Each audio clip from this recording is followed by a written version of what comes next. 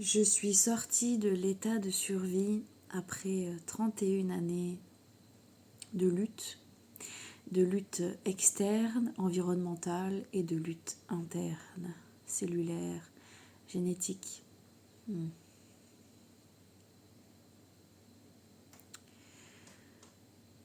À mon sens, il me semble que c'est grâce à la fasciathérapie que j'ai réussi à sortir de cet état de contrôle permanent, cet état de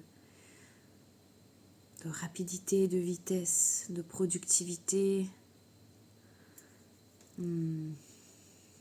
cet état de rapidité constante, d'ébullition mentale et psychologique.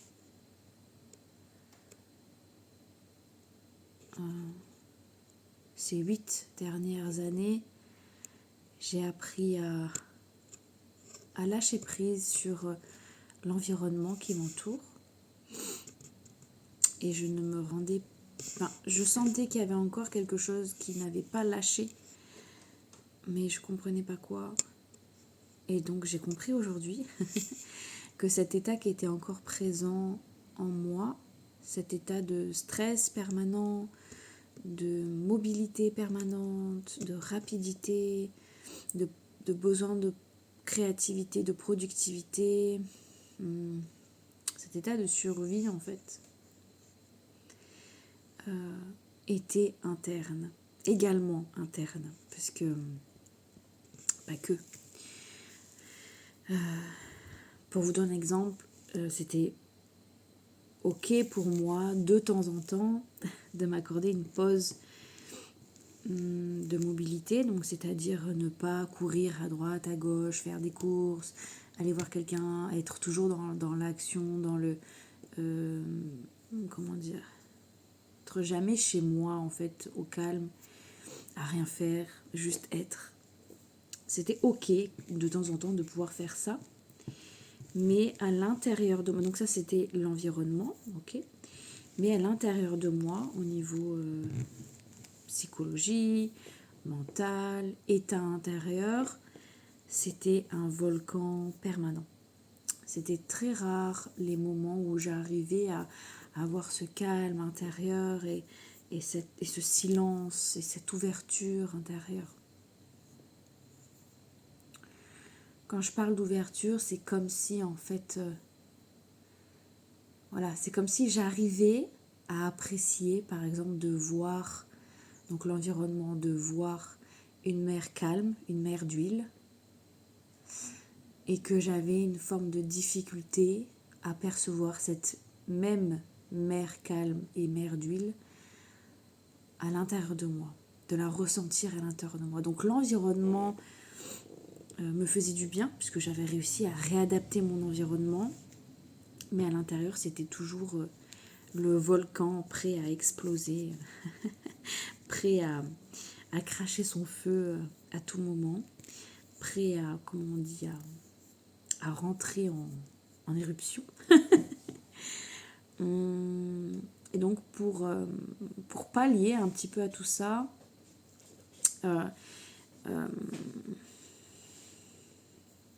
je sais même pas si j'ai vraiment cherché à pallier à tout ça, puisque même faire de la méditation, c'était quelque chose qui était difficile pour moi, où ça me demandait beaucoup de concentration. J'ai eu d'autres formes de travail intérieur, mais le calme intérieur, je ne connaissais pas du tout. Même quand j'étais en état de conscience modifiée, j'avais toujours cette activation mentale. C'était un truc de fou. Et donc, j'ai réussi à faire avec, en fait. J'ai réussi à faire avec, mais je me rends bien compte aujourd'hui que c'était pas normal, en fait, d'être dans cet état de survie permanent. Et donc, ce qui a changé, donc, grâce à la fasciathérapie, je pense, pas que, mais je pense que la fasciathérapie a beaucoup aidé, c'est le fait de sortir en fait de cet état de survie au niveau neurologique, au niveau cellulaire, Ouais. Ouais. Au niveau du corps. C'est le corps qui a amené cette libération de la conscience, du système nerveux,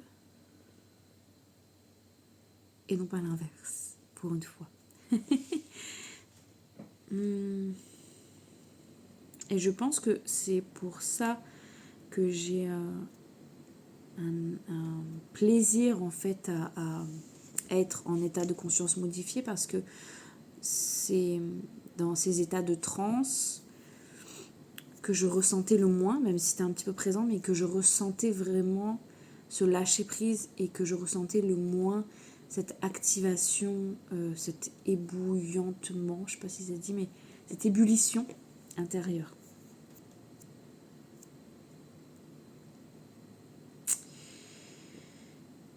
Et donc, c'est comme si le fait de sortir de l'état de survie m'avait apporté cet état de calme intérieur, de paix intérieure, d'ouverture intérieure, de zénitude, de plénitude intérieure, en dehors de la transe également, et dans mon quotidien, et dans tout mon corps en fait. Ouais, c'est comme si, ouais, comme si mon système nerveux avait enfin réussi à s'apaiser, tout simplement. Et c'est précieux.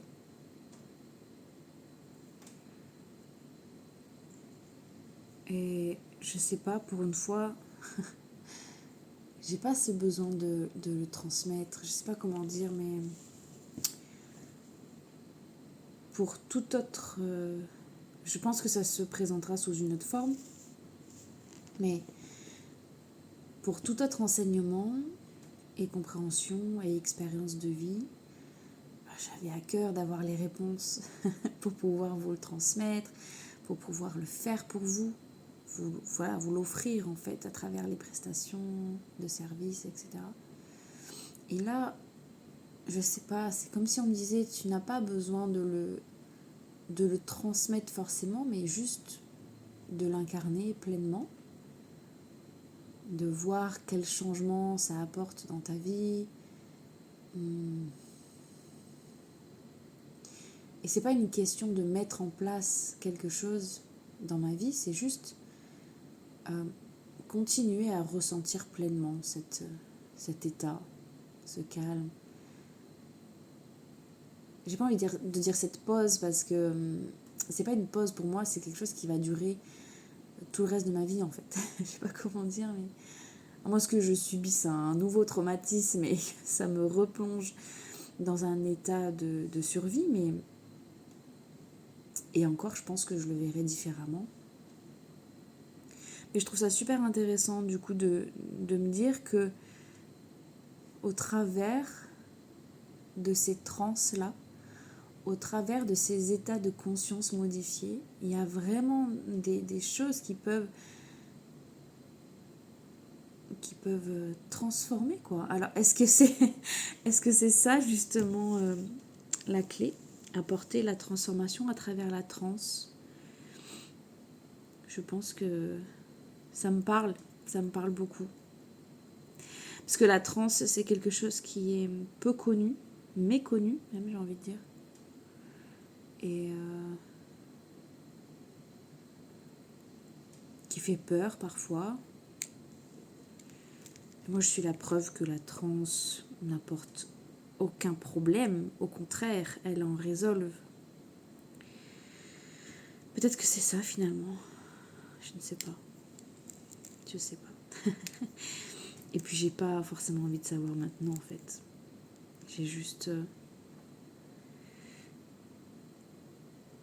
envie de le vivre. De l'apprécier, de le kiffer pour moi. Je sais qu'un jour viendra où je le transmettrai, c'est sûr. Mais pour l'instant, j'ai juste envie d'en profiter. Et et de penser à rien d'autre que juste être et vibrer ça. Voilà.